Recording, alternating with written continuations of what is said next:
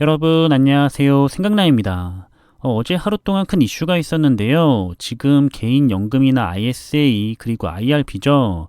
국민 노후를 보장하기 위해 설계된 모든 부분에 배당 세금을 부과한다고 해서 이슈가 되고 있는 사항입니다. 현재 뒤늦게 문제를 인지했고 후속 대책 마련에 나섰다고 하는데 이런 부분을 몇 년간 준비하면서 예상하지 못했다는 게 정말일까라는 의문이 들고 있고 어쨌든 올해 안으로 해결이 어렵다고 하는데 그동안 투자자들의 엄한 세금은 계속해서 이중 가세가 될 것으로 보이죠. 물론 이중 가세도 문제지만 여러 가지 문제점들이 추가로 발생할 것이 분명한데 그 내용을 정리해 보자면 우선 이번 이슈 전에 더 먼저 나왔던 이슈죠. 최근 국내 상장 해외 TR ETF가 폐지됐는데 이유는 해외 주식에서 발생하는 배당 소득에 대한 과세 공정성을 이유로 TR ETF의 구조를 문제 삼았고 결국 TR ETF가 폐지되는 결과로 이어졌습니다. 여기에 대한 주요 논란은 크게 세 가지였는데요. 첫 번째는 해외 상품만 규제를 했기 때문에 차별적인 규제를 했다는 지적이 나왔고요.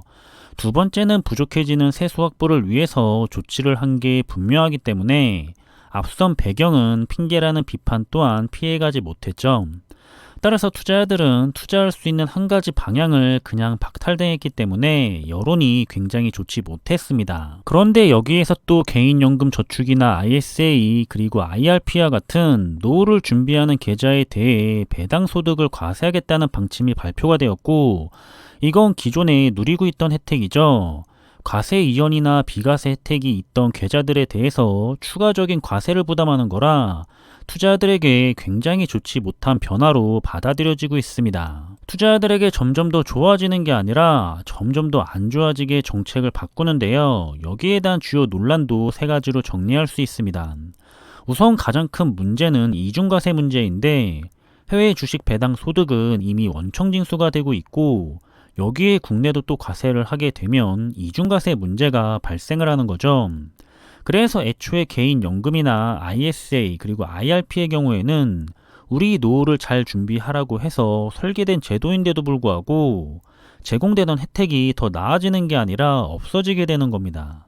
제조들의 취지가 훼손되는 거고요. 마지막으로는 그럼 혜택이 줄어드니까 장기간 동안 노후를 준비하는 투자자들의 입장에서는 여러모로 부정적인 영향을 받을 수밖에는 없을 겁니다. 그래서 도대체 왜 이런 정책을 펼치는 건지 많은 분들이 느끼시고 계시겠지만 그래도 객관적인 판단을 위해서 인공지능을 활용해 봤더니 역시나 마찬가지로 결과가 나왔는데요. 첫 번째로는 세수 확보가 목적이라는 겁니다. 현재 국민연금은 말할 것도 없고 정부가 세금 관리를 잘 못하다 보니까 국가 재정이 안 좋아지고 있는데요. 그래서 부족한 세수를 확보하려면 당연히 세금을 올릴 수밖에는 없겠죠. 당장 큰 반발을 받더라도 일단 세수를 확보하자는 취지로 정책을 의도했다 보여지고 있습니다. 따라서 명분을 내세우고는 있지만 대부분 공감하지 못하고 있고요. 결과적으로는 투자자들에게 불리한 방향으로 자꾸 정책이 바뀌니까 신뢰를 잃어버릴 수밖에 없겠죠.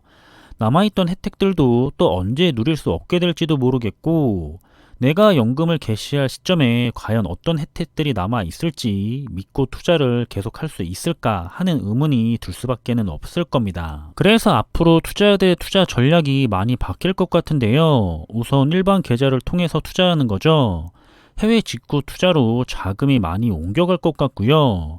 이미 신뢰를 많이 잃고 있기 때문에 남아있는 혜택들이 또 언제 불리하게 바뀌거나 사라질지 모르겠죠. 절세 계좌의 활용도가 많이 감소하게 될 거라 예상이 됩니다. 왜 이렇게 예상이 뻔하게 되는 안 좋은 방향을 추진하는 건지 많이 답답하기만 한데요.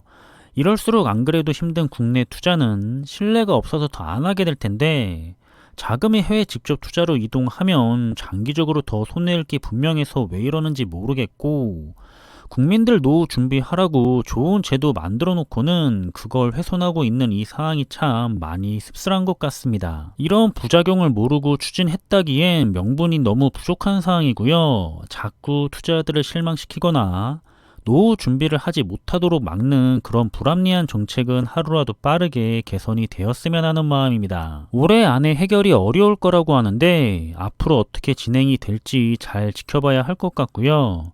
무작정 좋아질 거라 생각하고 가만히 있을 수는 없기 때문에 저를 포함해서 많은 투자자분들이 투자 전략의 변화가 있을 것 같습니다.